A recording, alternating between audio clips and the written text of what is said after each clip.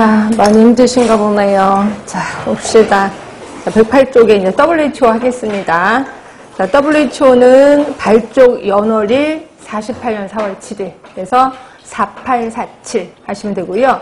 달력에 가셔서 4월 7일 보시면 세계보건의 날이라고 써 있습니다. 하여튼 이건 창립이기 때문에 그렇고, 그 다음에 기억하실 건 뭐냐면 본부가 스위스에 있습니다. 스위스의 제네바에 있다. 이런 것들도 그냥 보기 중에 쓱 나오는데, 근데 그렇게 나오진 않아요. 본부가 어디냐 이런 식으로 나오진 않을 거예요. 보기 중에 슬쩍슬쩍 나올 겁니다. 거기서 아시면 되고요. 그 다음에 WHO는 6개 지역 사무국이 있는 건 아시죠? 6개가 동지중해, 동남아시아, 서태평양 등등등 있는데, 이게 문제예요. 이거를 다 일일이 물어보는 경우가 있어. 예를 들어 다음 중 지역사무소와 그 위치가 올바르게 짝져진 거 뭐냐 이런 식으로. 그럼 그 한 문제를 풀기 위해서 우리는 4개를 다 외워야 돼요. 그러니까 동지중해는 이집트의 카이로에 지역사무소가 있고요. 동남아시아는 인도의 뉴델리가 있습니다. 우리 쪽은 아닌데 다른 쪽에서는 어떻게 나왔냐면, 동남아시아는 지역사무소가 어디 있느냐, 1번 델리, 2번 뉴델리 한번 나오져 있었거든요. 그렇죠? 그래서 이렇게 말장난 놓기도 하는데, 아직까지 우리는 그렇게까지 말장난은 안 해. 근데 물어보긴 해요.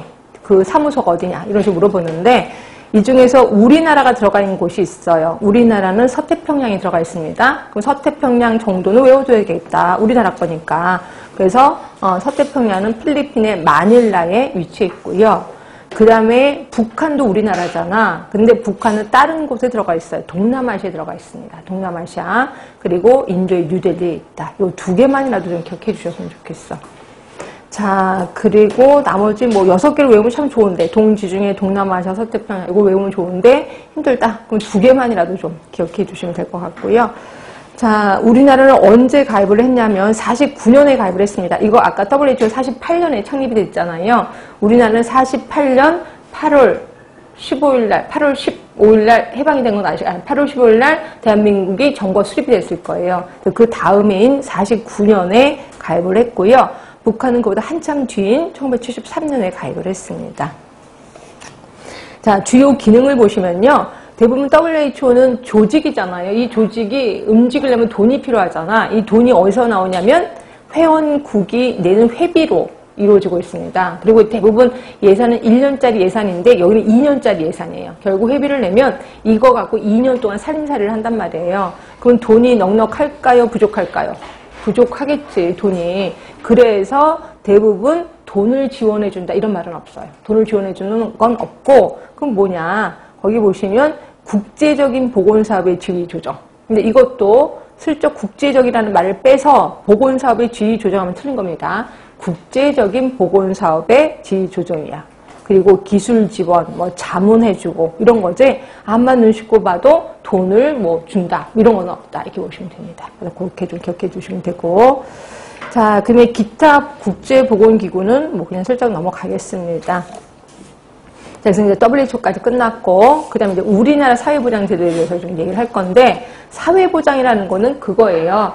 자, 내가 대한민국의 사람으로 태어났어. 근데 돈이 없어. 그렇다고 해서 개나 돼지처럼 살 수는 없겠지. 그래서 네가 대한민국 국민이라면 기본적인 건 해줄게. 이걸 우리 사회보장제도라고 표현하는 거고요.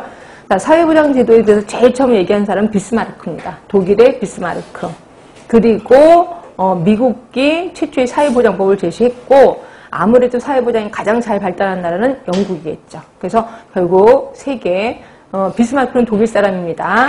그리고 세계 최초의 사회보장법을 만든 나라는 미국. 그 다음에 가장 잘 발달된 나라는 영국. 이 정도는 좀 알아두시면 좋고요. 자, 우리나라 사회보장제도 들어가겠습니다. 자, 우리나라 사회보장제도는 크게 3가지예요. 3가지. 하나가 사회보험이 있습니다. 사회보험. 그다음에 또 하나가 공공구조가 있어요. 공공구조. 또 하나가 사회서비스. 그래서 크게 3개가 있어요. 여러분 쓰실 필요 없어요. 거기 그림이 써 있으니까. 자, 이 중에서 가장 많은 것을 차지하는 게 사회보험. 거의 95%를 차지하고 있습니다. 그리고 공공구조가 5%긴 하는데 거기다 조금씩 점점 줄어들고 있다 이렇게 생각하시면 돼. 그래서 지금은 거의 한 2, 3% 정도. 하여튼 5% 이하다 보시면 되고요. 사회서비스는 그냥 별건 아니에요. 사회서비스는 뭐냐면 노인복지 서비스, 그 다음에 장애인 복지 서비스 이런 거기 때문에 특수한 사람만 해당이 되는 거죠. 그래서 저는 이거 설명 안 할 거고요. 이 중에서 가장 큰 사회보험 당연히 설명 들어갈 거고, 그러니까 사회보험은 뭐냐면 내가 보험료를 내고 내가 혜택을 받는 거예요. 그러면 민간보험하고 차이점은 뭔데, 민간보험은 들고 싶은 사람만 드는 거잖아. 근데 사회보험은 강제로 들어야 돼. 국가가 강제로 합니다. 그래서 내가 이거 보험료를 안 냈어? 그럼 이제 재산이 차압이 들어오는 거죠. 그랬더니 어떤 사람은 세금이라고 하는데 세금은 아니에요. 세금은 따로 있는 거고 내가 보험료를 강제로 낸다. 그리고 내가 아프면 그 혜택을 받는다. 이걸 사회보험이라고 하는 거고, 공공구조는 내가 보험료조차 낼 수가 없어. 돈이 없어. 그랬을 때 국가가 100% 다 해주는 거를 우리 공공부조라고 하는 거죠. 그치?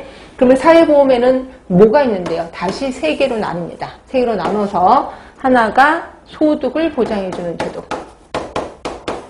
또 하나가 의료를 보장해주는 제도, 그 다음에 또 하나가 장기 요양이 있습니다. 장기 요양. 그래서 크게 세 가지가 있어요. 자, 그럼 소득을 보장해주는 제도에는 뭐가 있는데, 거기에 산재 들어보셨을 겁니다. 산업재해보장보험이라고 들어보셨을 겁니다. 여기 있고요.